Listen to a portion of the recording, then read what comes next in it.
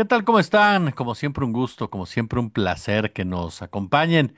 Pues vaya situación la que se está viviendo en los Estados Unidos. Hemos compartido con ustedes una gran cantidad de videos, por ejemplo, de manifestaciones, de protestas a raíz del asesinato de una mujer allá en Minneapolis, una madre de tres niños, poetisa, por cierto, una mujer que decidió pues hacer lo correcto, simple y llanamente hacer lo correcto, y que fue víctima de ICE, de este grupo que ha sido muy cuestionado, que ha sido catalogado incluso como brazo represor por parte del gobierno de Donald Trump y que continúa ahí sumido en la polémica a raíz de los operativos tan fieros, tan brutales que ha llevado a cabo en contra en un principio de migrantes, después de mexicoamericanos, luego de nativos americanos, ahora también ya en contra de anglosajones. Vaya imágenes que se han presentado. Y por supuesto también qué tiene que ver esto con Venezuela. ¿Qué vínculo hay entre ambos sucesos más allá de que Donald Trump sea el personaje principal en estos dos o el propio Stephen Miller como gran cerebro que hay detrás? Voy a platicar y le agradezco muchísimo de verdad a mi querido Arsinoe Orihuela que nos acompaña aquí en el canal. Querido Arsinoe, ¿cómo estás? Querido Jesús, muy buenas tardes. Muchas gracias otra vez por la invitación. Em, vamos a entrarle de lleno al tema. Por favor. Habíamos comentado, ¿no?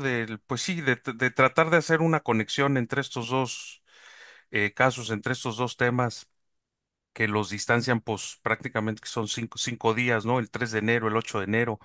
Em, digamos, arranquemos con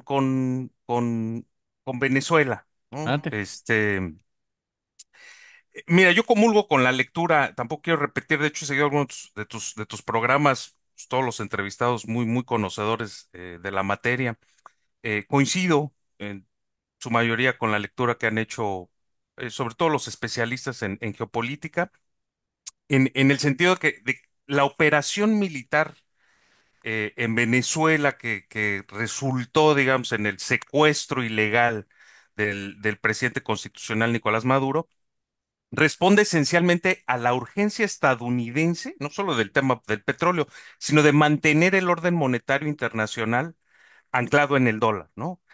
Porque es uno de los frentes fundamentales en donde se está librando la batalla por la hegemonía entre China y Estados Unidos, ¿no? Sobre todo ahora China que tiene la alianza con los BRICS y que inclusive ya está previsto la posibilidad de crear una moneda para los países que componen ese bloque, ¿no? Y lo que ha sostenido al dólar históricamente como divisa dominante, bueno, monopólica para los propósitos del comercio internacional, es el petróleo. Entonces, cuando hablamos de la era del dólar, en realidad tendríamos que decir petrodólar, ¿no? Es la era del patrón petrodólar.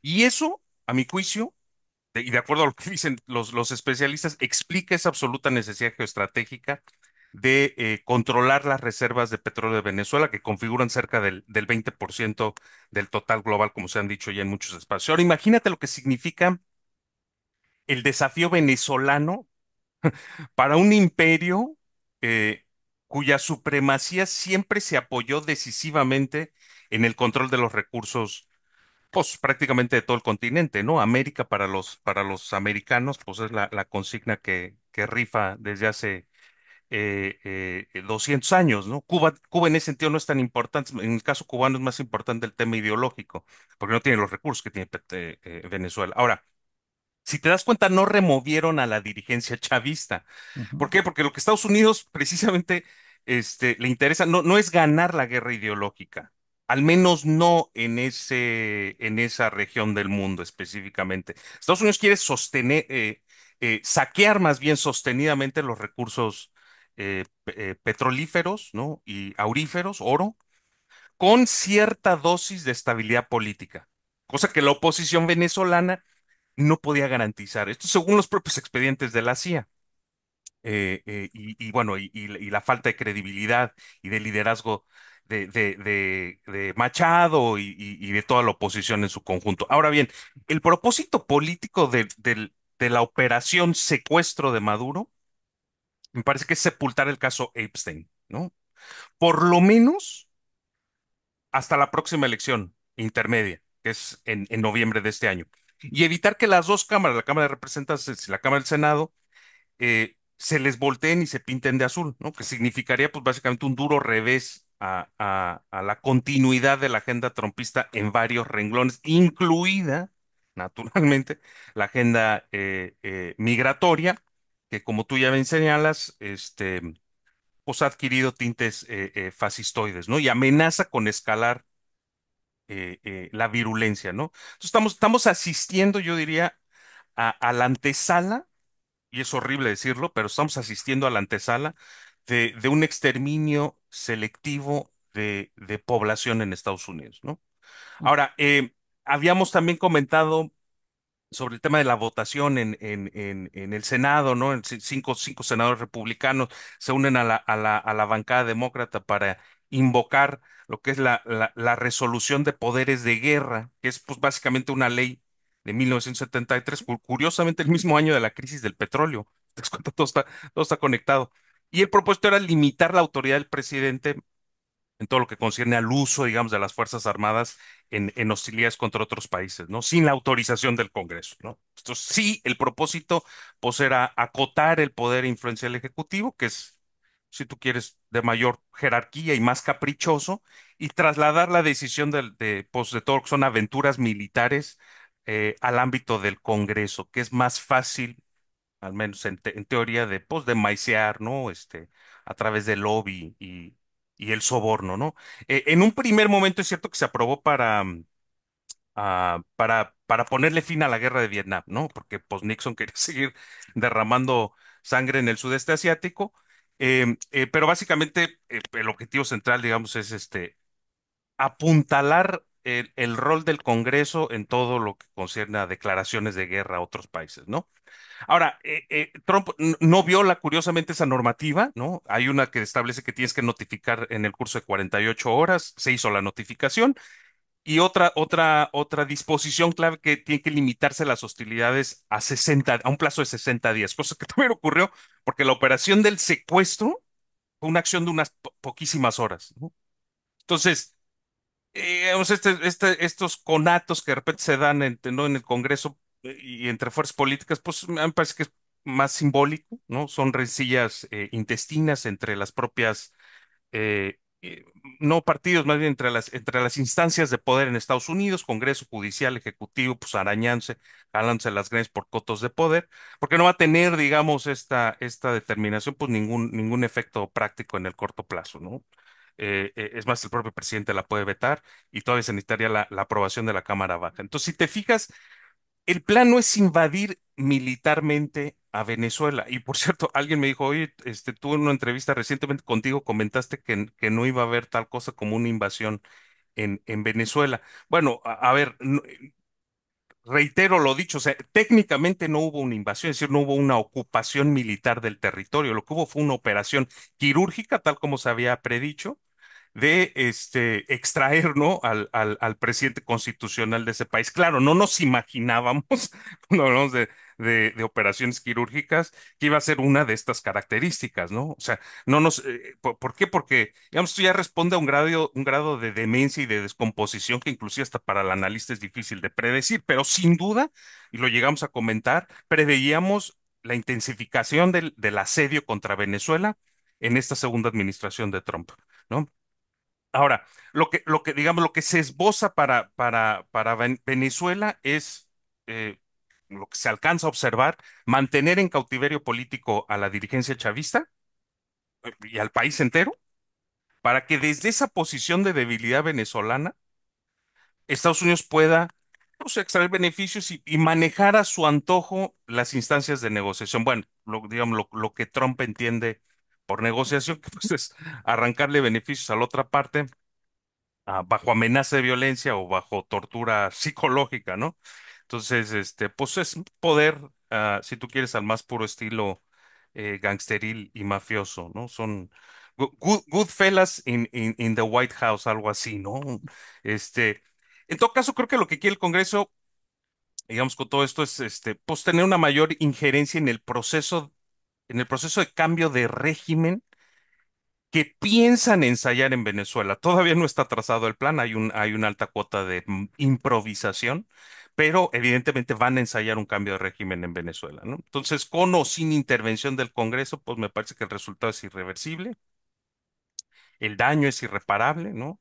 Y se inaugura una nueva era en la que la única regla en estos juegos de poder internacional es que pues no existen reglas salvo el capricho del bully de la cuadra, ¿no? Y así lo enuncia con todas sus letras eh, eh, eh, Donald Trump, ¿no? Y fíjate, yo lo que quería era que conectáramos el caso venezolano con los disturbios de ICE en Estados Unidos eh, y este reciente homicidio a sangre fría de la ciudadana estadounidense René Goodman. Por si te das cuenta, la lógica es la misma. Es acata y calla, ¿no? O sea, todos los seguidores del trumpismo la frase que están repitiendo es esa, ¿no? Comply and shut up. Acata y calla. O sea, es literalmente copelas o cuello, ¿no? Traducida al gringo. Ya ni siquiera es plata o plomo, ya es obedece o plomo, ¿no? Y bueno, si tú me preguntas a mí, pues es la disyuntiva que hemos enfrentado, pues, los grupos latinos y afrodescendientes en Estados Unidos desde tiempos inmemoriales, ¿no? Por precisamente de esa pues de esa situación y de esa cultura asesinamente racista del gatillo fácil de las policías gringas, de las agencias de aplicación de la ley, es que pues nacieron, ¿no? Movimientos, múltiples movimientos, entre otros de manera muy reciente el Black Lives Matter, ¿no? Acá la cuestión es que este asesinato sí representa un escalamiento, ¿no? De pues la brutalidad clásica de las policías gringas, ¿no? Es, es, eh, el acto máximo de terror cometido contra una ciudadana no migrante blanca, ¿no? O sea, pues, imagínate. Por supuesto que es horrible decirlo, pero pues ahora sí que lo estuvimos repitiendo mucho, se los dijimos, ¿no? Es horrible decirlo. Em, pero de verdad, pues sí nos cansamos de decir que toda esta parafernalia antimigratoria encubría el fondo del asunto, que pues es básicamente la actualización, ¿no? Una actualización del Estado policíaco estadounidense, la formación de una fuerza paramilitar sin controles, esto es crucial, ¿no? Para apretarle, si tú quieres, la tuerca a la obediencia social, ¿no? Y al control total sobre los ciudadanos. Así que asistimos también, ¿no? En tiempo real a la configuración de un estado fascista, ¿no? Ya lo habíamos platicado aquí, Jesús. Ya teníamos al estado de vigilancia, ¿no? Pues con esa alianza perversa, ¿no? Entre compañías de tecnología y las Fuerzas Armadas estadounidenses, ¿no? También ya estaba erigido el estado policial. Pues lo mismo, ¿no? Esta supervisión total o totalitaria de la vida de los ciudadanos y miles de corporaciones policiales de las ciudades, del condado, del estado, de la federación, guardias nacionales, guardias estatales, etcétera, financiadas, ojo, financiadas a través de donaciones privadas, muchas de ellas, las policías, porque acá en Estados Unidos reciben recursos de los grandes grupos empresariales, ¿no? De manera legal, ¿no? Claro, en Estados Unidos muchas de las cosas que en otros lugares son ilegales, acá las hacen legales. Entonces, faltaba solo una fuerza, o si tú quieres una clase política, pues acá, patológica y antiderechos, para terminar de ensamblar, ¿no? Aparato estatal terrorífico que es el Estado gringo, ¿no? Es Frankenstein, hormonado y rabioso, ¿no? Y bueno, pues, a pesar de que también puede sonar un poco pesimista decirlo, me parece que esto es apenas la punta del iceberg, ¿no? Porque en realidad el objetivo a largo plazo es azuzar la guerra, ¿sí? Azuzar la guerra civil y gobernar a un país fracturado por diferencias de todo tipo, esencialmente ideológicas, ¿sí? Entonces, si das cuenta, más que un leviatán, es un antileviatán, ¿no? Acuérdate, el leviatán, el propósito era erradicar el conflicto concentrando, ¿no? La fuerza y el poder en el Estado. Insisto, con el propósito de evitar los conflictos las controversias entre individuos y grupos. Eh, eh, Porque lo que prevalecía era un estado de naturaleza, decía el autor, ¿no? Una guerra del todo contra todos. Esto es un antileviatán. Aquí es guerra de todos contra todos, ¿no? Orquestado desde el Estado, ¿no? Y si te das cuenta, si algo es constante en el discurso de Donald Trump, es el lenguaje de guerra. Contra, sí, por supuesto, contra enemigos internos, adversarios de toda índole y contra todo el mundo en el exterior, o sea, aliados y enemigos. Ojo, los dos principales aliados de Estados Unidos comercial son China y México, y los trae a los dos como lazo de cochino. O sea, por eso digo, es contra todos, aliados y enemigos, ¿no? Entonces, a mí me parece que en la arena exterior, y esto tal vez es un debate con otros colegas, no distingue idearios políticos, ¿sí? O sea, no me parece que le dé algún peso, alguna relevancia a las ideologías políticas, porque digamos, no es necesario para prenderle fuego al tablero. Se puede prenderle fuego al tablero inclusive siendo un aliado, ¿no? A escala doméstica sí, ¿no? Él explota esa situación, sabe perfectamente que las diversidades que se alojan en Estados Unidos se pueden explotar fácilmente para confrontar, ¿no? A unos con otros. Por eso, en todo su discurso siempre desliza temas raciales, temas de género, temas de ideología política, habla de una izquierda radical, cosa que nunca existió en Estados Unidos, al menos no institucionalmente. Pero bueno, sí existe una derecha radical e institucionalizada, y bueno, pues es el partido republicano, ¿no? Y bueno, y el demócrata ahí anda pisándole los talones. Ahora, lo que sí es muy evidente después de este asesinato a sangre fría de René Good es que creció muy palpablemente la tensión en las calles. Esto te lo digo por pura experiencia, ¿no? Está muy enrarecido el clima en las calles. Sí se respira atmósfera de violencia, indefensión, ¿no? Yo lo pienso inclusive como si fuera una especie de viaje al pasado, al viejo oeste, ¿no? Un territorio sin ley, este, cazarrecompensas, ¿no? Sueltos por allí, secuestrando gente, grupos armados irregulares, etcétera, etcétera. Fíjate, como el México de Calderón, ¿no? Lo que más me recuerda el eco es el México de Calderón, que el eco que me viene a la memoria es el México de Calderón, ¿no? Es decir, vives en un lugar en el que de la noche a la mañana la vida no vale nada. Ay, o a mí me tocó el Veracruz de Ujú, Javier Duarte, ujú. y 100 periodistas, ¿no? Así que bueno, pues, digo, eh, no me paraliza el terror, ¿no? Pero sí observo, digamos, algunos fenómenos análogos, ¿no? Por ejemplo, algo muy puntual, el tema de las camionetas polarizadas y no identificadas, ¿no? Que en México, bueno, sobre todo en algunos lugares de la provincia, pues inmediatamente veías una vez, provocaba, sí, miedo, zozobra, angustia, sobre todo cuando las veías transitando, este,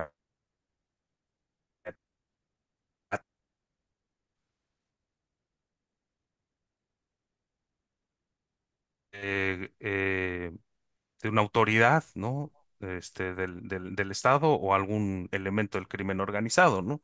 Entonces, eso me parece que está pasando acá. O sea, imagínate el nivel de descomposición. Alguien ve una camioneta polarizada e inmediatamente avisa, pues, al que tiene más cerca, ¿no? Manda mensaje de chat: aguas, no caminen por tal calle, porque hay un vehículo sospechoso, etcétera, etcétera. O sea, fíjate a lo que estamos llegando en Estados Unidos. O sea, y la pregunta es, ¿son dictaduras? Esta es una pregunta que nos hacíamos muy comúnmente en los tiempos de Calderón y la narcoguerra, ¿no? Y ahí se abre toda una discusión, mano. Pero lo que sí sabemos es que son gobiernos que apuestan por establecer el estado de excepción, que apuestan por la excepcionalidad y la suspensión de la ley y el derecho, ¿no? Y eso es la guerra. Eso es básicamente un estado de excepción generalizado, donde todos, absolutamente todos, son susceptibles de ser víctimas, y pues la autoridad no tiene ninguna responsabilidad de rendir cuentas, de transparentar sus decisiones, ¿no? Eh, y fíjate, llegamos a hablar también en otra oportunidad de guerra demográfica, ¿no? Que Ujú, sería pues un peldaño atrás de una política genocida, ¿no? O sea, perseguir minorías, especialmente mexicanos, por temas de orden cultural y racial, ¿no? Mexicanos y latinoamericanos. Pero ya no es guerra demográfica, ni guerra contra el narco, ni guerra contra los comunistas, ya es guerra total, ¿no? A escala doméstica y a escala internacional, sin distingo de nacionalidades, de religiones, de preferencias de esto o aquello. Es plomo, al que se cruce en el camino, ¿no? Tanto aquí, ¿no? Con la gente que interfiere en los operativos de ICE, como en el extranjero, con liderazgos que interfieren con la agenda estadounidense. O sea, ¿te das cuenta? Entonces, y bueno, me, me gustaría cerrar con una reflexión sobre lo que ha sido, porque estamos hablando de la segunda gestión de Trump. Entonces, sería interesante también hacer un análisis más global, más general, de cómo la primera gestión de Donald Trump sirvió para allanar el terreno de la segunda, ¿no? De las políticas que se implementan, ¿no? En esta segunda administración. Si tú te acuerdas, pues todavía la mayoría de los crímenes de odio contra minorías eran cometidos esencialmente eh, por fans, seguidores, ¿no? del discurso xenófobo y racista de Trump. Hoy ya no es por influencia o contagio discursivo, ¿sí? Hoy son las propias agencias del Estado las que salen a la calle a perseguir a sangre y fuego a la ciudadanía y con licencia para matar, que fue una de las conquistas, me parece, de estos grupos de degenerados de ICE con el asesinato de René Good, ¿no? O sea, inmediatamente todas las altas esferas del poder político salieron, ¿no? A, a estigmatizar, a maldecir a la víctima y, pues, ahora sí que expedir un certificado de impunidad a los asesinos, ¿no? Siguen estirando la liga, ¿no? Siguen ganando terreno con muy poca oposición política y eso es muy triste. O sea, Estados Unidos es un organismo sin anticuerpos. Este, ese sería también, ¿no? Respecto a la primera administración, ¿no? Eh, y el manejo de la pandemia. O sea, hubo una organización social, un aislamiento social bajo la pandemia. Me parece que las pocas defensas que tenía la sociedad gringa, pues acabaron por desintegrarse en esa coyuntura, ¿no? Entonces, insisto, ahí la importancia del primer mandato de Trump, porque fue él el que gestionó ese episodio, ¿sí? Y logró ortopedia, yo diría, en Estados Unidos, ¿no? Este, que rompía el tejido social, que fracturaba el tejido comunitario, ¿no? Desde desautorizar las medidas sanitarias, manejar de manera muy mercantil la crisis, dejar morir a muchísima gente, murieron millones y millones y millones en Estados Unidos, fueron de los lugares más afectados, a pesar de que no es de las sociedades en donde mayor interacción social existe, al contrario, es donde más atomizados están los individuos. Aún así, tuviste una de las tasas más altas de mortalidad en el mundo, ¿no? Y le refrendaron la presidencia 4 años después. O ujú. sea, entonces, los poderosos, digamos, estiran la liga, le miden el agua a los camotes y pues se dan cuenta que la respuesta social y ciudadana es muy pobre. No, no, no pobre, más que pobre, es poco efectiva, ¿no? Porque puede ser masiva, pero es poco efectiva, no tiene dientes. Entonces, por esto cierro, mi querido Jesús. Yo lo que quería resaltar sobre todo es que me parece que Trump está tratando de comenzar dos guerras al mismo tiempo, ¿sí?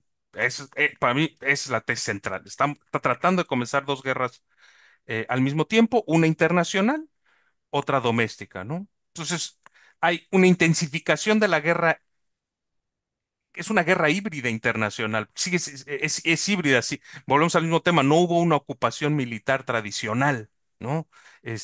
Hubo una extracción quirúrgica del máximo figura de poder del jefe de Estado de un país y después pues, un juicio fabricado y una alianza con los remanentes de esa dirigencia. O sea, es delirante. Hay lawfare, hay tantísimos elementos, pero a todas luces es guerra híbrida. Y lo que vemos es una intensificación de esa guerra híbrida internacional y una intensificación de la guerra civil doméstica, cuyo pues, principal indicador sería el asesinato de esta chica blanca, ¿no? El 8 de enero. Entonces, evidentemente, ¿te das cuenta? El 3 de enero con la captura y secuestro de Nicolás Maduro y el 8 de enero con este homicidio a sangre fría de una ciudadana inocente por parte de un agente de ICE, se abre una nueva era. Se abre una nueva era en la que tú y yo y todos, pues, evidentemente, desde el análisis observamos que ya los límites se han estirado, la liga se ha estirado, ¿sí? Lo hicieron también con Palestina, pues, acabamos de presenciar un genocidio en tiempo real y no fuimos no fuimos capaces como humanidad de evitar esa tragedia humanitaria, ¿no? Entonces lo que prevalece ahora es el sálvese quien pueda, ¿no? Hasta que termine pues de caerse a pedazos el imperio. Em, y lo único que sí está claro, digamos, es que va a ser una implosión, ¿no? La caída del imperio va a ser una implosión y no una explosión provocada desde fuera, ¿no? Sí, no es nada optimista el diagnóstico, pero los tiempos son muy oscuros, mi querido Jesús. Mi querido Arcinoe, yo como siempre te agradezco muchísimo este análisis, esta mirada que nos ayuda a entender lo que pasa ahí en el terreno. Yo como siempre te agradezco que nos permitas aprender de ti, amigo. Muchas gracias. Al contrario, muchas gracias por la invitación, saludos a las audiencias y nos vemos pronto para seguirle dando al análisis de ¿cómo? Es distopía tecnofascista, ¿no? La gringa. Terror, mano. Pero bueno, un fuerte abrazo.